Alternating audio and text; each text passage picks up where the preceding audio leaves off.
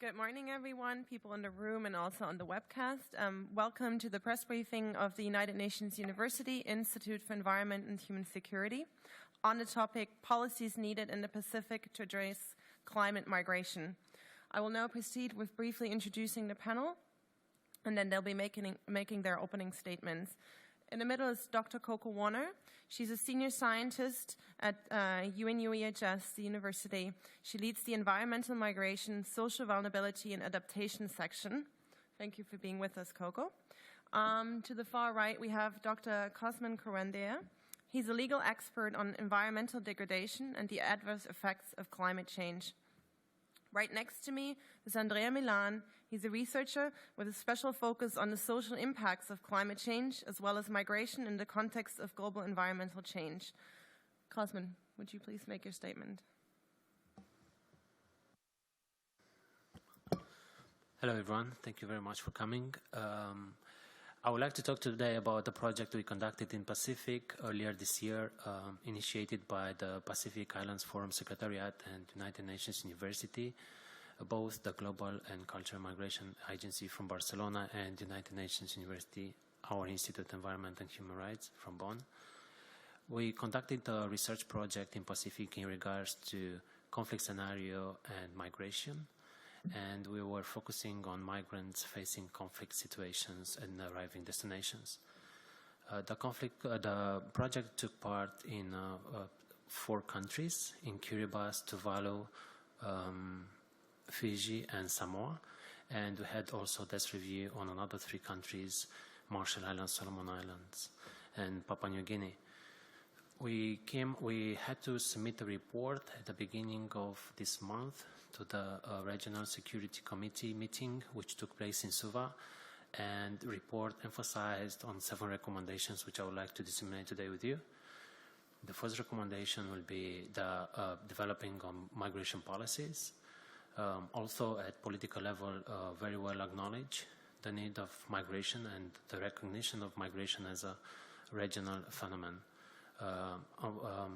Though the migration policies are lacking in some countries in Pacific.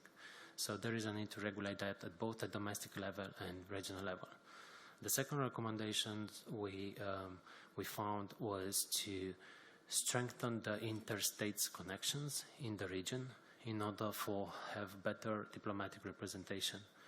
When I'm saying better diplomatic representation, I'm thinking about better representatives, a better representation of other countries in the region in order for them to have more access to information and more access to direct interaction between the migrants and their own government. The third recommendation was focusing on developing databases.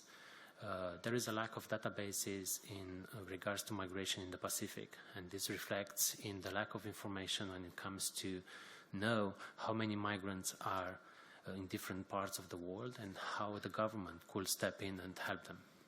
The fourth one will be, again, the recognition of climate change as a permanent and continuous issue in the region.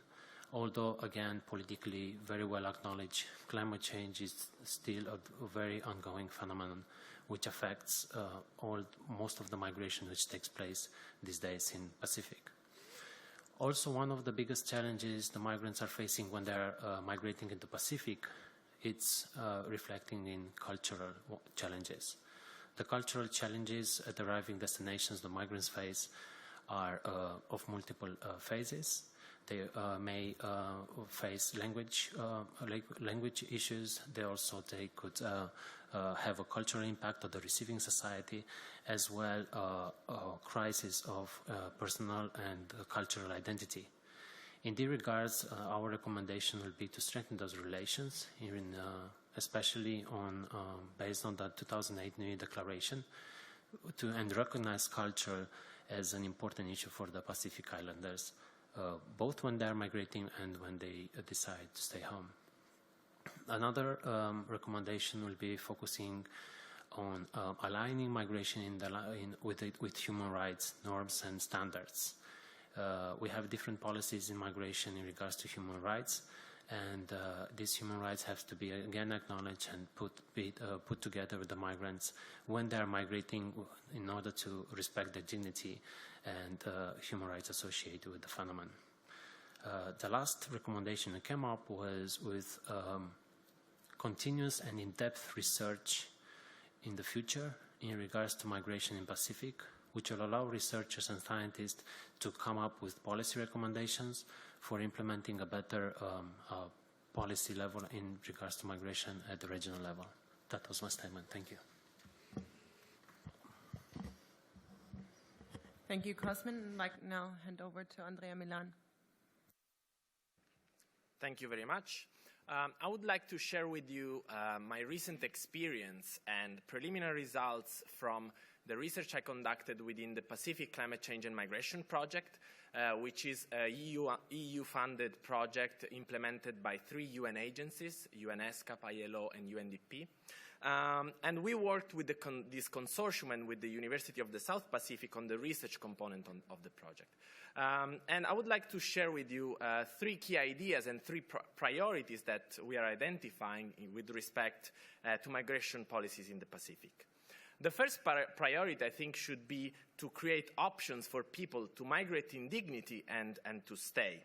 We very often hear about sea level rise, making more land uninhabitable, and which is definitely an issue in the Pacific. And I remember a lady on the field telling me that sea level rise are like market price. They always go up, and those kind of statements. But what emerged from our discussions is that climate change is way more than just sea level rise, and that climate change has impacts on human development, health, food and water security. So Pacific Islanders would benefit from a stronger global collaboration in the context of climate change, which would allow them to live sustainably where they are whenever possible, and to also provide people with options to migrate to pursue labor or student migration as an income maximization and risk diversification strategy. The second priority we identified is developing effective and holistic migration policies to maximize benefits and minimize risks of migration. We too often heard stories of parents telling us that their children would like to come back to Kiribati, to Tuvalu, to Nauru, the 3 countries we worked on, but they could not because the skills they acquired while they migrated abroad or the titles they obtained, the academic titles they obtained, could not be used. So we think it's important to have better migration policies, and we see that the Pacific countries are already making a great effort to improve both their internal and international migration policies, meaning they're evaluating barriers to internal migration. They're preparing people for their migratory trips before they leave. They're also trying to foster remittances from people who left their countries and are sending money to those who stayed behind. And they're also trying to improve dialogue with destination countries, including with the diasporas. Last but not least, the third key issue is finance, because providing people with the skills necessary for migration to be successful requires investments in strengthening the education system, including providing people with internationally recognized certifications. Pacific countries will also need financing to establish or streamline recruitment and placement mechanisms for international migrants, and also to strengthen relationships with the diaspora in destination areas, in destination countries, so that new migrants are given all means of support when arriving at their destinations. Thank you very much. Thank you, Andrea. And then, Koko, can you please make the final statement? Thank you, Janine. Good morning, everyone. As Janine said, my name is Koko Warner. I am a senior scientist at United Nations University. We've seen that human mobility in the context of climate change is a really important new area for science, for policy, and for action. And I would like to talk about each one of those three things. In terms of science, it is now recognized that the movement of people worldwide is intrinsically linked to climate change.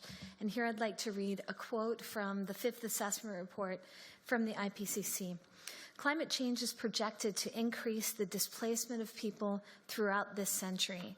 The risk of displacement increases when populations who lack the resources to migrate experience higher exposure to extreme weather events in both rural and urban areas, particularly in low-income developing countries. Changes in migration patterns can be responses to both extreme weather events and longer-term climate variability and change. And migration can also be an effective adaptation strategy. The fieldwork worldwide of United Nations University underscores these findings. And what's important to understand is human mobility, be that migration, displacement, or planned relocation, is happening everywhere in relation to climatic stressors. People are telling us worldwide they move for two reasons. They move because their livelihoods are affected by climate stressors. So, for example, people living in rural areas who rely on rainfall to raise their crops. When the rainfall is surprising, when it doesn't come on time, people don't have as many crops. That means their household income decreases, and they don't have as much food to eat. People also move, and this is the second reason, because they're physically threatened.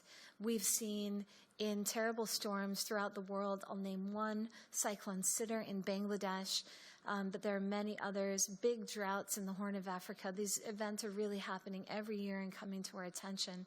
When people's physical safety is threatened, big storms, other climatic stressors, people are on the move and they need assistance.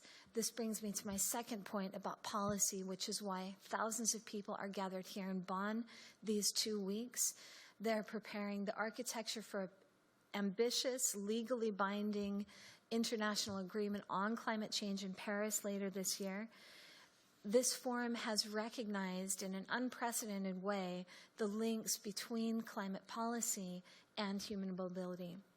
For example, the Cancun Adaptation Framework was the first international recognition of migration, displacement, and planned relocation in the context of adaptation.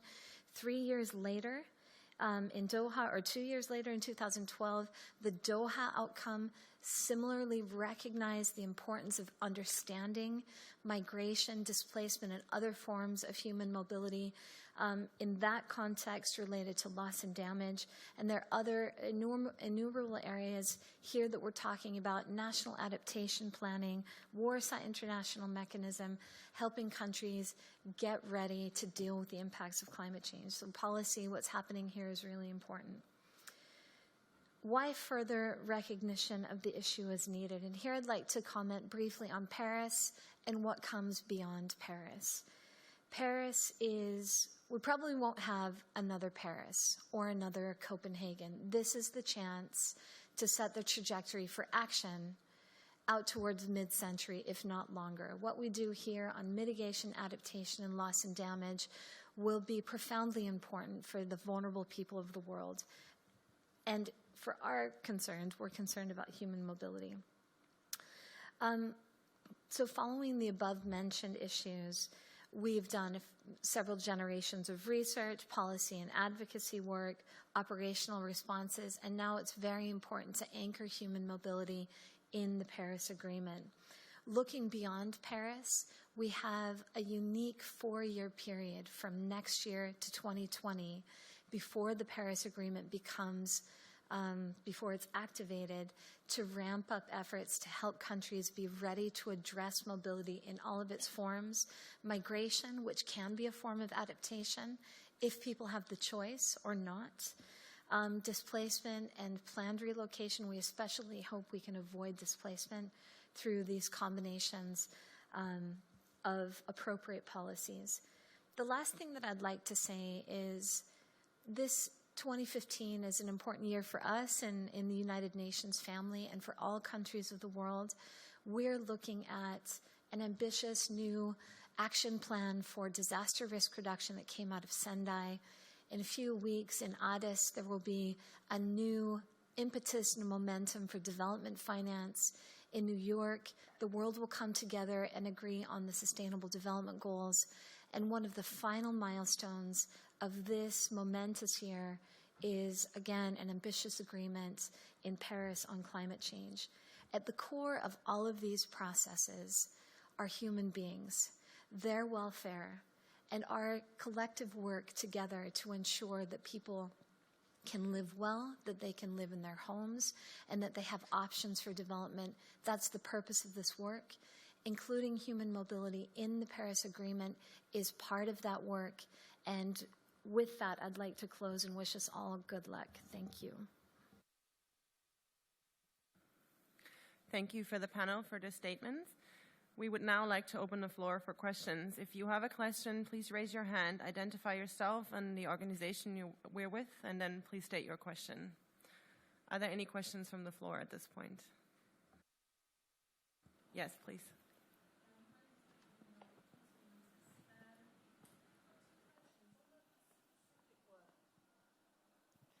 Thanks. On the Pacific work, I wasn't really getting a sense much of what's happening on the ground, what you've seen from what's happening on the ground. Yes, policy recommendations, but what's the problem? Is it getting worse? Did you do any study of the numbers of people migrating because of climate change? Is it getting higher? Because, you know, we hear a lot of talk about the need for policies, but we don't hear much evidence about you know, apart from the odd story about people trying to become refugees and that kind of thing. But in terms of the wider phenomenon, what's actually happening? And then Koko, on Paris, when you say include human mobility, what do you actually want to see? Where is it going to sit? How's it? Is there any desire, any appetite for concrete policies to address human mobility in Paris? Thanks. Thank you for the question. Which order? I think we'll order in two different stages, Megan, first on the Pacific and then on Paris. Well, the research project we conducted earlier this year was using qualitative approach on the 4 countries in focus groups on both governmental and non-governmental representatives. So we took the questionnaires we developed and gave it to the community level as well as the governmental level. The findings, the main finding you might want to know is that people are moving. However, people are moving in non-regulatory way. So both countries, sending countries and receiving countries, do not have a policy to regulate that, and people get affected. When they decide to move, if they decide to move, they need very substantial financial support in order to do that. When they arrive, they face different challenges, which are reflected in the recommendations I mentioned before. And the challenges they face is reflect both on personal level and on the sending countries. Among challenges they are facing, for example, at cultural level, you are facing discrimination, you are facing individual and community level conflicts, which can be avoided, and if in place would be a policy regulating migration. If they decide to stay, they are facing the threat of climate change, among others, and access to education, and again, unemployment, which apparently it becomes a bigger issue every day. Some countries, when develop their policies, for example, from taking the education access for people, they are educating people. However, when they return to the countries, they do not have access to labor market. And in one way, you may say that they are creating migrants, although their national or domestic policy might be otherwise. I hope this answers your question. Thank you. Do you have a follow-up question, or would you like to proceed with the next answer? Is there any evidence about the levels of migration? That's what I was asking about. I appreciate all the issues that migrants are encountering, but I think, you know, it really helps, especially from a media perspective, if we can get a handle on the problem at how bad? Is it how, do we have any indication of the levels of migration that are happening that are linked? I know it's difficult to separate out the factors, economic versus climate, et cetera, et cetera. Is there even any work being done on it, or is it anecdotal? Thanks. Cosmin, should Andrea maybe take and then you can supplement? So in our project, the Pacific Climate Change and Migration Project, we have just finalized, I think, the largest survey to date in the region, because we have conducted more than 700 household surveys together with a participatory rural appraisal, and we've been working in 8 islands in Kiribati, Nauru, and Tuvalu. So we have tried to cover as much as we could, given, of course, all our limitations. And so we will publish our results in 3 reports, one for each country in autumn before Paris. You can expect that, and you can expect 3 things coming out from there. One thing is, of course, we hope we can show we can enhance understanding of migration patterns in the region because of the relatively large number of surveys that we have conducted. The second thing is we have a focus on local attitudes. So we're really trying to bring local attitudes to climate change and to migration, and so that we talk about, we can really try to understand what can happen in the future, and we don't only talk about potential migrants, but we start thinking about how many people would actually move. And the third part is we are also building an agent-based model of migration under different climatic scenarios from now to 2050. So we are trying to simulate what might happen under different climatic scenarios. So we just came back from fieldwork, and of course it's a large database which requires work to be analyzed, but you can expect hopefully some of those answers in fall. Cosmin, would you like to add anything at this point? Koko, can you try to answer the second part of the question? Then? Megan, you asked where specifically we could envision human mobility coming out of Paris. And I want to just show you this. United Nations University is part of an advisory group. This is mostly United Nations bodies. It includes UNHCR, IOM, UNDP, Norwegian Refugee Council as an NGO, and some research organizations. So this UN Advisory Council has put together some thoughts about this. This is the source of my comments. And there are 2 parts. There is the larger question of where in the Paris outcomes human mobility could occur. And there are many different places. There's the agreement itself in a preamble.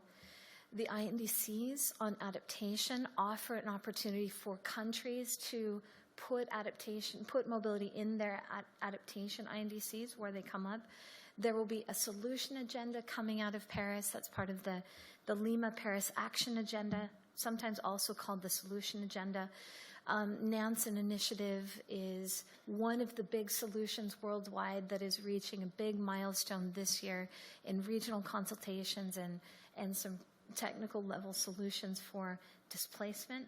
There are the COP decisions that guide the work of particular bodies. We would hope that human mobility would be continually taken up in the Nairobi Work Program and SBSTA, the SBI, and particularly NAPS, National Adaptation Plans. There are also some political wins coming out of Paris, and human mobility is often mentioned in a narrative about climate change and maintaining a safe operating space for humanity. In terms of content, where human mobility shows up, our UN Advisory Group on Climate Change and Human Mobility would like to see 3 things in any one of these possible parts of the Paris outcome. We would like to see a recognition of human mobility and climate change, and as part of that recognition, a need to address the needs of vulnerable people, avoid climate change-induced displacement foremost. We want to make sure that people have choices to move when it enhances their future, but certainly not forced to move. We would like to see human mobility an enhanced part of planning and implementation. I mentioned national adaptation planning. This is a wonderful opportunity and would really like to see human mobility firmly anchored there. And vulnerable countries need resources to plan and implement measures that help vulnerable people and that help inform communities and especially encourage participatory approaches. Where we live and how we live demand participatory approaches so that people and countries can really determine their own futures and what their resilience looks like. So those are a few ideas that our group has about how human mobility should show up in Paris, and especially for us, the work moving forward after Paris, the many doors will open. Thanks a lot for your question, Megan. Thank you. Are there any questions, other questions from the floor at this point? Okay, then I'd like to say thank you to the audience. We will conclude this press briefing, and we'll also be happy to follow up bilaterally in case anyone would like to have a more in-depth discussion. Thank you.